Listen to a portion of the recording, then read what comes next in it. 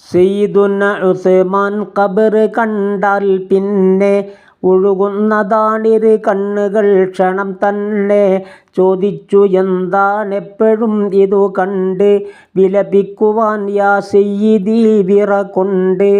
ഓർത്തെന്ന് നരകത്തെ ഓർത്താൽ പോലുമില്ലത് തങ്ങളിൽ, അതിലുപരിയാണ് ഖബർ കണ്ടാൽ നിങ്ങളിൽ. തിരുമുസ്തഫ പറയുന്നതായി ഞാൻ കേട്ടതാ, പരലോകയാത്രയ്ക്കുള്ള വഴി ആദ്യം ഇതാ.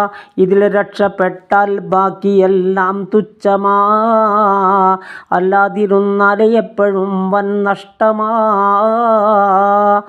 അതുകൊണ്ട് മാത്രം ഓർത്തു ഞാൻ കരയുന്നതാ, ഇഹ്യായിലുണ്ടിത് നോക്കിയാൽ കാണുന്നതാ.